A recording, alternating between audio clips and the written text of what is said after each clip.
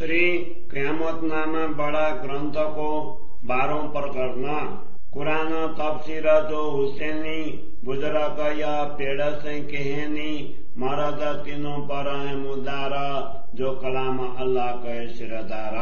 ये तीनों सूरत है एक सोरसुल तीन स्वरूप विषय का सब नाम बुजरा की लिखी देता मगज कुले सब देखो तीता ल्याए फुरमान कहलाए रसूल परताए कुले जाए खिताब मुला ये इलम देरू अल्लाह आया खोल माए ने इलम कहलाया।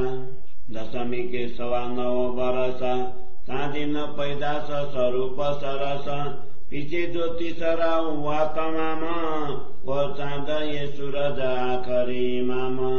कहूँ कुरान देखियो अंदर पत उड़ाऊ अंतर उसई से पीछे जो सवारी सो तो कायदे खुदा की सिफत सारी बुनियाद रसूल सोई आखरी ये सिफत सारी न की करी इन इमाम औलाद जो यार पाक दरुद करे उसियार एक से इशारत दूसरे बिलंद आस्थाने खुश खबरे इन जे हरि की सब चुम सिखा कर सिरदार मेहरबान दिल पाक आगे चलने की निशानी भाषा नजीक दरगाह पहचानी मिल्या कया मुलक पातशाही सुखासी गिरो रुए दरगाही उत्पन्न अपनी बड़ी दौलत औलाद यार दो बाजू मत बड़े साहेब की ये पातशाही जाहिर हुआ खम्ब खुदाई जिनसे हुकुम किया इस्लाम दिन दौलत दही सब यकीन मोती कया दबे बुजर का उताई का सितारा हक दबदबे का रोशन सुरा मेहरबान की साया खुदाए का नूर ये सारे जो कहे निशाना सो पावे आदि से होए पहचान सिरदार सार इज्जत मैदान आली से रख दही दरगाह का जाना इन पासा ऐसा जमाना बख्शी चाहे फकत की पना इन गुलजारी की कुछ बोए रोशन होवे दिल रुआंदोए सब दुनिया में अकल ना करे पसारा एक रोशन चांद सूरज दो कई दौलत मिने चार बिलानी और मिलाता जबराइल रोशन हो किला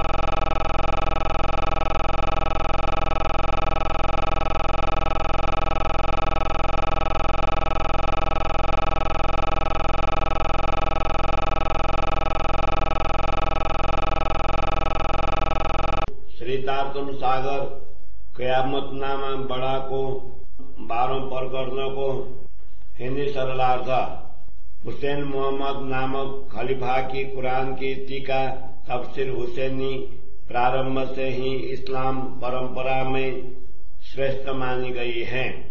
उसके अनुसार कुरान में 3 शक्तिशाली स्वरूपों की चर्चा है।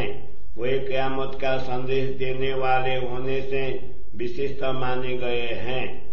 वे तीनों स्वरूप एक ही हैं। खुदा का संदेश देने के कारण तीनों ही विशिष्ट कहलाए हैं।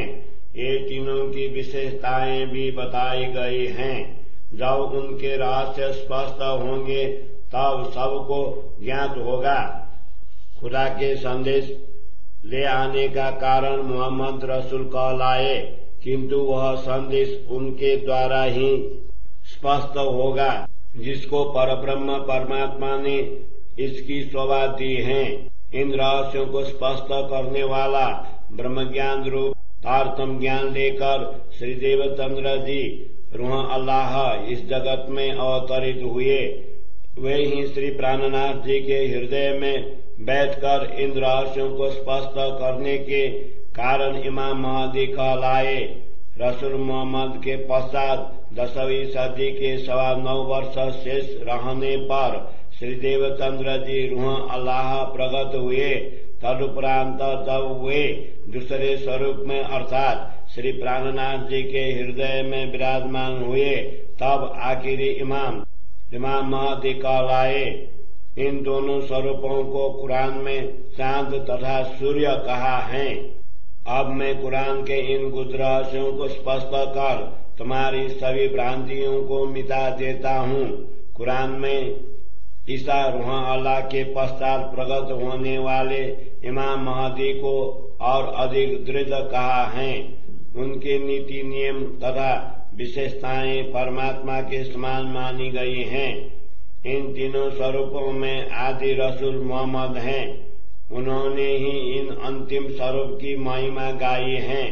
इन इमाम महदी के अनुयायी जितनी भी ब्रह्मात्माएं हैं वे पवित्र हृदय से सावचेत होकर उनकी स्तुति करती हैं। इस प्रकार कुरान में एक से बढ़कर दूसरे स्वरूप के महत्ता का संकेत दिया है। श्री देवचंद्र जी जब दूसरा शरीर धारण करेंगे अथवा श्री प्राणनाथ जी के हृदय में अधिष्ठित होंगे तब वे सबको परम धाम का दिव्य संदेश देंगे। सभी लोग उनके चरण कमलों में नतमस्तक होंगे। वे परम कृपालु तथा पवित्र हृदय वाली ब्रह्म आत्माओं में शिरोमणि कहलाएंगे। उनका ज्ञान सबसे आगे बढ़ा है, अर्थात उन्होंने परब्रह्म परमात्मा तथा परम धाम की पहचान करवाई है। वहाँ पर इस प्रकार कहा है कि उनको धार्मिक जगत का साम्राज्य मिला है। वे परम धाम की विशिष्ट आत्माओं में शिरोमणि कहलाए हैं। परब्रह्म परमात्मा ने उनको अपनी अपार संपदा के साथ प्रकट किया है। परब्रह्म परमात्मा की अंग स्वरूपा ब्रह्मात्माओं का समुदाय एवं ईश्वरीय सृष्टि मित्रों की भांति इनके दोनों ओर विराजमान है। कुरान के अनुसार इस जगत में परब्रह्म परमात्मा का साम्राज्य स्थापित हुआ। वे स्वयं परमात्मा के ज्ञान स्तंभ के रूप में प्रकट हुए हैं।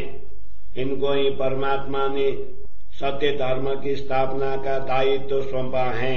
उन्होंने ही परम धाम की संपदा प्रदान कर सबको परब्रह्म परमात्मा के प्रति विश्वास दिलाया। उनको ही कुरान में मोती स्वरूपा ब्रह्मात्माओं में सबके शिरोमणि कहा गया है, क्योंकि दिव्य परम धाम की पहचान करवाने वाले नक्षत्र ही यही हैं। दब्बे की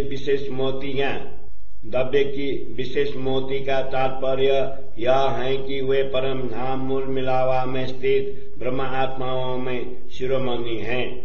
इनके दिव्य ज्ञान का प्रभाव सर्वत्र है, क्योंकि इनको परब्रह्म परमात्मा की असीम कृपा रूप छत्र छाया प्राप्त है। इस प्रकार कुरान में जितने भी ऐसे संकेत दिए गए हैं उनका रहस्य इन सद्गुरु की पहचान से ही स्पष्ट हो सकते हैं। इनके लिए ही शास्त्रों में ज्ञान रूपी घोड़े पर आरूढ़ होकर प्रकट होने वाले कल की अवतार कहा है। कथित ग्रंथों में इनको ही दरगाह का शेर अली कहा है। यही स्वरूप इस समय के धर्म सम्राट हैं। सभी लोग इनकी शरण प्राप्त कर परमात्मा की कृपा की अभिलाषा रखते हैं। इनके हृदय से प्रस्फुटित तारतम सागर रूपी उपवन की सुगंधि से सभी के हृदय एवं आत्मा आलोकित होते हैं। इनके द्वारा प्रदत्त जागृत बुद्धि का तारतम ज्ञानी समस्त जगत में व्याप्त होकर सबको प्रकाशित कर रहा है। इनको ही कुरान में चंद्र एवं सूर्य कहकर श्रेष्ठ संपदा कहा है। इनको परम धाम की और 4 दैवी संपदा प्राप्त हुई है।